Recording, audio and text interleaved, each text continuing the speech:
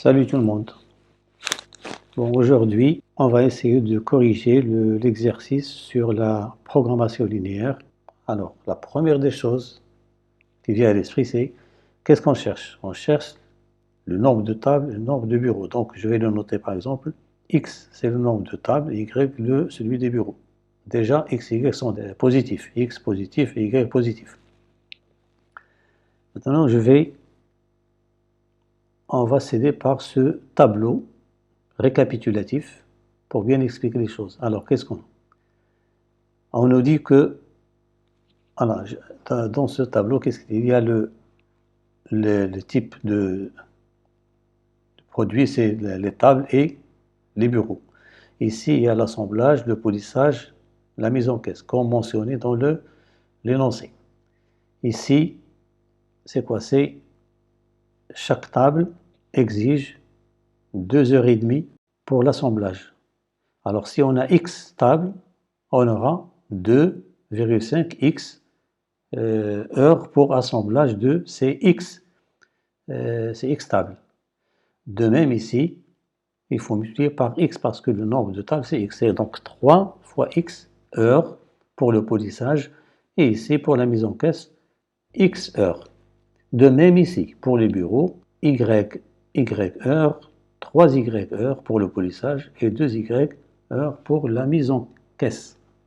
Mais on a des conditions à la fin de l'exercice. Qu'est-ce qu'on donne? L'entreprise ne peut disposer chaque semaine de plus de 10 heures pour l'assemblage et de 15 pour le polissage et de 8. Ça veut dire quoi? Ça veut dire qu'il ne faut pas que l'entreprise ne doit pas dépasser ces nombres. Donc, la somme des heures pour l'assemblage doit être inférieure ou égale à 10 heures. Celle pour le polissage doit être inférieure ou égale à 15. Et pour la mise en caisse, il faut qu'elle soit inférieure à 8 heures. Alors,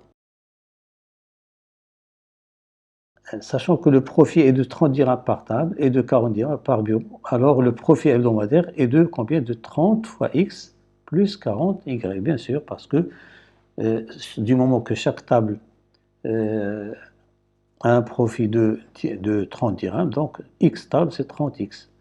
Y, il y en a, chaque bureau rapporte un profit de 40 dirhams, donc Y bureau en rapporte 40Y. On va noter ce profit P de XY en fonction de XY. Alors qu'est-ce qu'on a? Donc je vais revenir à mon tableau. Nous avons des conditions, ce qu'on appelle en programmation linéaire les contraintes. Ce sont des contraintes, nous avons 2,5x plus y inférieur ou égal à 10. Je ramène ici moins de 10 pour avoir des inéquations du premier degré à deux inconnus comme on a vu dans la vidéo précédente. Alors, même chose pour ici, donc j'ai traduit tout ceci sous forme de système d'inéquation du premier degré à deux inconnus, avec x bien sûr, y positif ou nul. Alors pour cela, comme on l'a fait dans la vidéo précédente, il faut tracer ces trois droites et résoudre graphiquement ce système. Chose qu'on va faire ensemble. Alors, qu'est-ce que je pense? Ici, j'ai déjà tracé les droites pour ne pas tarder. La première droite ici, on multiplie tout par 2 ici. On aura 5 plus 2y moins 20 égale 0. Donc, ça, c'était la première droite. Donc, tout le monde peut tracer des droites. Le point O, vérifier, moins 10 inférieur. Donc, je vais assurer toute cette partie-là, cadre-là. Donc, on va assurer cette partie-là. Pour la deuxième, on aura x plus y moins, après avoir simplifié, moins 5, inférieur ou égal à 0. Donc, même chose, le point O, et vérifie toutes ces inéquations, heureusement. Donc, même chose pour la deuxième droite, c'est celle-ci. On va assurer ça en vert, par exemple.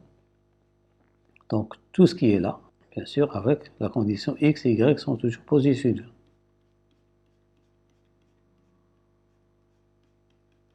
Et finalement, la droite en bleu, c'est celle-ci. Même chose, on va l'assurer en bleu.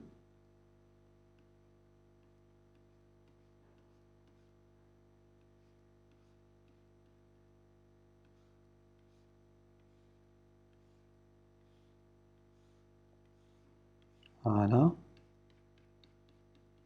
Alors maintenant, qu'est-ce qu'on veut? On veut un système de 3 inéquations. Comme on l'a vu, donc, il faut voir la partie assurée 3 fois.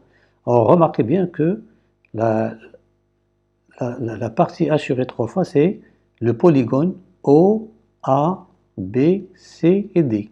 Donc, c'est ça notre polygone. Non, tous les points qui sont là sont des solutions du système. Mais nous, on veut quoi? On veut un profit maximal. C'est-à-dire, quel est, parmi ces points-là, celui qui nous donne, par exemple, un profit maximal, c'est-à-dire qui rend cette fonction-là, P de xy, maximale. Alors, pour cela, on utilise la méthode des sommets du polygone obtenus. Cette méthode consiste en quoi? Consiste en la recherche parmi les sommets du polygone, quel est le point, quel est le sommet dont les coordonnées rendent la fonction p de x, y maximale. Alors pour cela, vous cherchez par exemple, vous remplacez par les coordonnées du point A, B, C, D.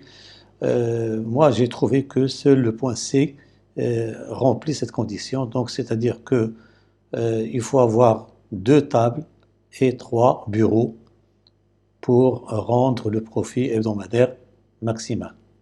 C'est ça donc. Et on remplace x, y par le nombre de tables et de bureaux pour trouver le profit maximal qui est égal à 30 fois 2 plus 40 fois 3 égale 190 grammes. Voilà, c'est tout pour cet exercice. J'espère que vous avez appris quelque chose et j'espère vous retrouver pour un nouvel exercice ou une nouvelle notion en mathématiques. À votre avis, combien d'œufs extra et combien d'œufs sublimes doit-il fabriquer pour faire le plus grand bénéfice possible? Vous pouvez donner vos réponses dans les commentaires si vous les trouvez. Merci pour votre attention et à la prochaine.